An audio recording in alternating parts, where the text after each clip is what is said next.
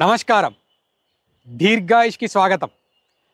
ఇప్పటి వరకు మనం వివిధ రకాల సేంద్రియ ద్రావణాలు, అదేవిధంగా పొలం చుట్టూ ఉండే ఆకులను ఉపయోగించి కషాయాలు, వాటి యొక్క వినియోగాన్ని మనం చూసాం. ఇప్పుడు మనం మన ఇంట్లో మనకు విరివిగా లభించేటటువంటి నిమ్మకాయలు, అదేవిధంగా చింతపండు, మనం తినడానికి వాడేటటువంటి చింతపండు, ఈ రెండింటిని ఉపయోగించి చింతపండు నిమ్మరసం ద్రావణం యొక్క తయారీ మరియు దాని వినియోగాన్ని చూద్దాం. దీనిలో మనం మొదటగా సులువుగా చింతపండు నుంచి చింతపండు ద్రావణాన్ని తయారు చేసుకోవాలి. నిమ్మకాయలను పిండి రసం తీసి నిమ్మరసాన్ని తయారు చేసుకోవాలి.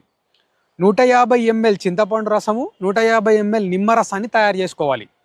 ఈ రెండింటిని కలిపి 15 లీటర్ల నీటికి కలపడం ద్వారా మనకు చింతపండు నిమ్మరసం ద్రావణం తయారవుతుంది.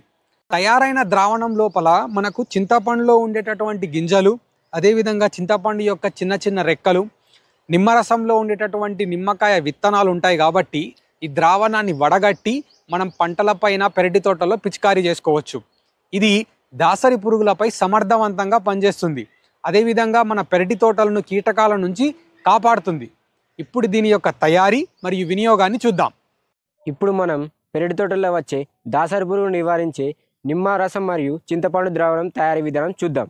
దీనికి కావాల్సిన పదార్థాలు: కావాల్సిన నిమ్మకాయలు, కావాల్సినంత చింతపండు, 15 లీటర్ల నీరు.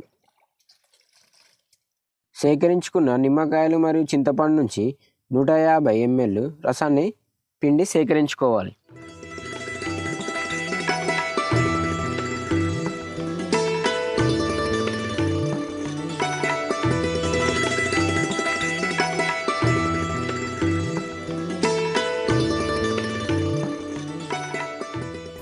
ఇప్పుడు సేకరించుకున్నటువంటి నిమ్మరసాన్ని మరియు చింతపండు రసాన్ని 15 లీటర్ నీటిలో పోసి బాగా కలుపుకోవడం ద్వారా నిమ్మ మరియు చింతపండు ద్రావణం తయారవుతుంది.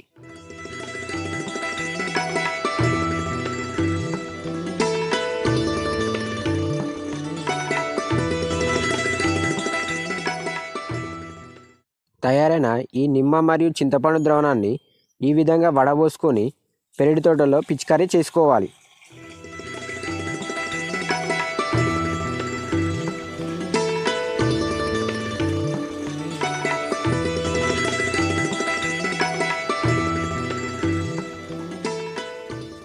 ఈ విధంగా వడబోసి సేకరించుకున్నటువంటి నిమ్మ మరియు చింతపండు ద్రావణాన్ని పెరటి తోటలో పిచికారీ చేసుకోవడం ద్వారా పెరటి తోటలో వచ్చే దాసరి పురుగులను ప్రభావశాలిగా అరికట్టిస్తుంది.